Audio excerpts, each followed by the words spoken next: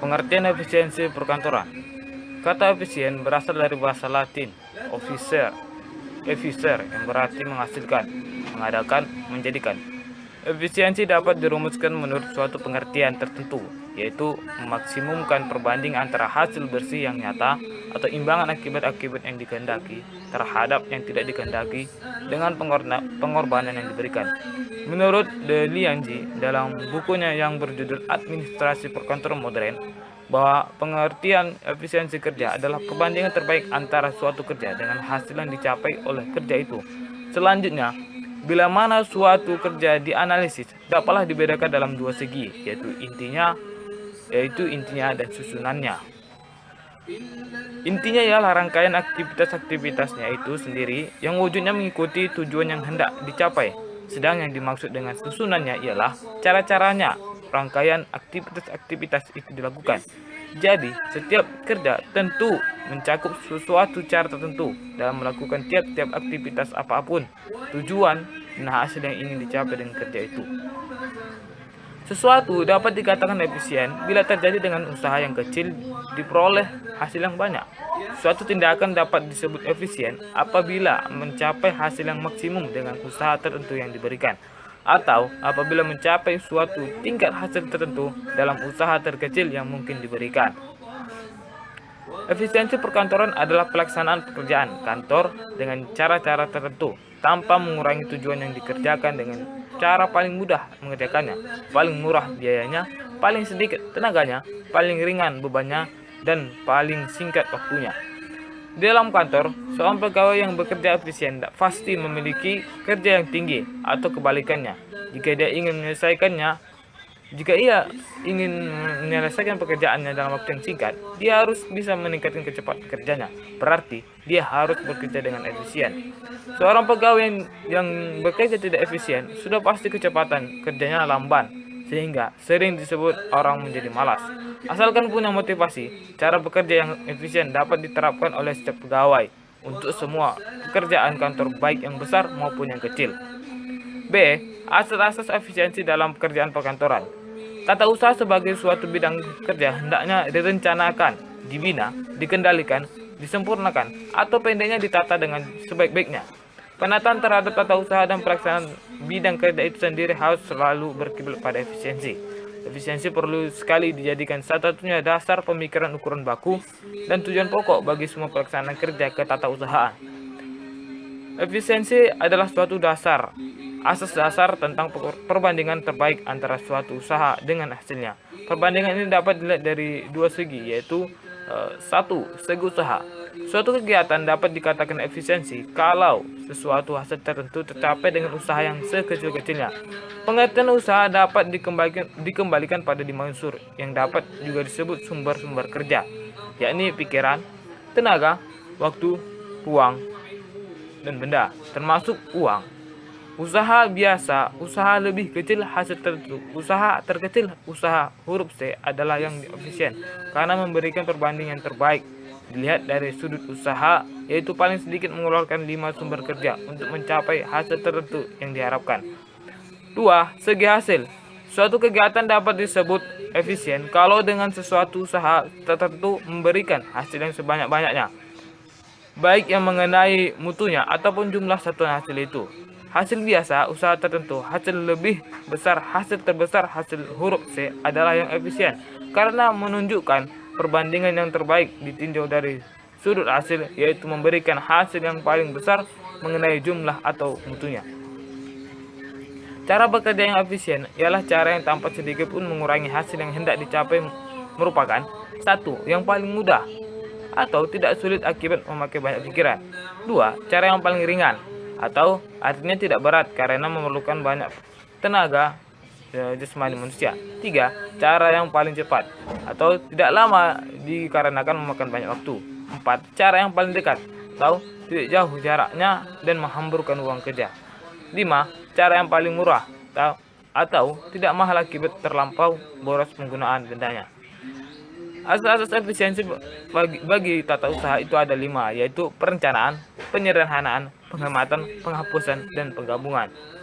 1. Asas perencanaan. Merencanakan berarti menggambarkan di muka mengenai tindakan-tindakan yang akan dilaksanakan dalam rangka mencapai sesuatu yang tujuan.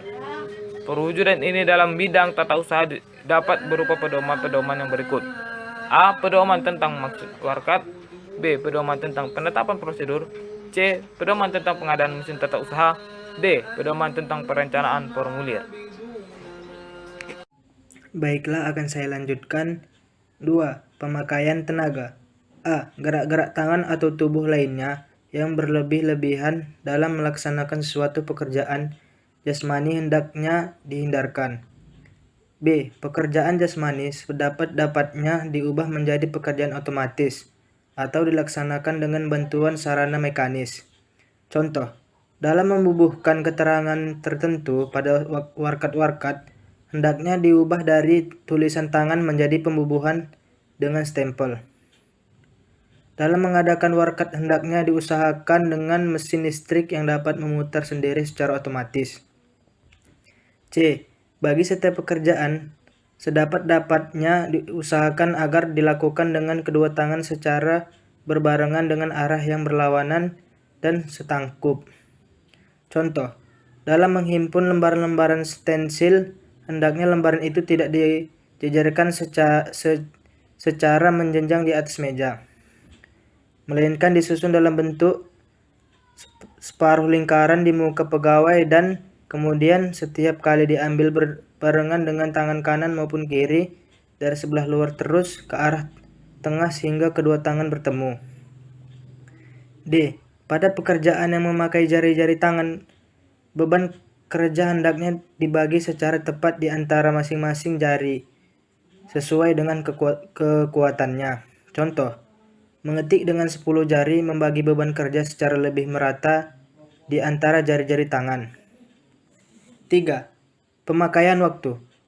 Waktu kerja hendaknya selalu produktif, yaitu tidak ada waktu yang hampir tanpa memberikan suatu hasil kerja betapapun kecilnya. Contoh, setiap pejabat hendaknya menyusun cara dan jadwal kerja untuk setiap hari, setiap minggu, atau setiap bulan, ataupun jangka waktu yang lebih panjang. Umumnya, merencanakan setiap pagi pada 1 jam yang pertama setelah tiba di kantor mempelajari persoalan-persoalan, urusan-urusan yang sulit. 1 jam yang terakhir menandatangani surat-surat. Minggu pertama dari setiap bulan menyusun laporan. Akhir bulan mengadakan pemeriksaan atau melakukan perhitungan. Dengan demikian, waktu kerja dipakai dengan sebaik-baiknya. 4. Pemakaian ruang. Benda-benda yang tidak diperlukan lagi hendaknya tidak disimpan terus melainkan langsung dibuang ke dalam keranjang sampah sehingga tidak memakan tempat. Contoh sheet-sheet stensil yang sudah tak terpakai lagi, undangan-undangan pertemuan yang sudah lewat, memo-memo yang telah diselesaikan, serta benda-benda lainnya seperti umpamanya botol tinta kosong, bekas pita, mesin tik, dan sisa potongan potlot yang tidak terpakai lagi. Hendaknya tidak disimpan terus dalam laci-laci meja kerja, melainkan terus disingkirkan. 5. Pemakaian benda atau termasuk uang. Setiap pemakaian material tata usaha hendaknya dapat diperhitungkan banyaknya dan dipertanggungjawabkan pentingnya. Misalnya dalam menstensil peraturan hendaknya dapat dihitung di muka mengenai banyaknya rim kertas yang betul-betul diperlukan. Jadi tidak boleh kira-kira perlu sekian banyak. Perhitungan yang cermat dan pertanggungjawaban yang ketat akan mendorong pegawai untuk memakainya secara hati-hati dan tidak boros. Demikianlah pelaksanaan sejumlah cara-cara bekerja efisien dalam bidang tata usaha yang akan menghemat pikiran, tenaga, waktu, ruang, dan benda. D. Tujuan dan manfaat efisiensi dalam bekerja. Tujuan efisiensi dalam bekerja. Seberapa besar beban kerja relatif dari seorang pegawai atau karyawan, unit kerja dan organisasi perusahaan dapat menjadi dasar rekomendasi untuk menentukan jumlah kebutuhan pegawai atau karyawan SDM sebagai dasar untuk menambah atau mengurangi jumlah pegawai atau karyawan pada suatu jabatan atau unit kerja. Menyempurnakan Redesign tugas jabatan, menambah atau mengurangi tugas atau aktivitas-aktivitas dari suatu jabatan sehingga mencapai rentang beban kerja standar atau optimum, dan masih banyak lagi. Manfaat efisiensi. Manfaat efisiensi dapat diartikan sebagai dicapainya cara kerja yang hemat, tidak terjadi pemborosan, dan menunjukkan keadaan menguntungkan, baik dilihat dari segi waktu, tenaga, maupun biaya.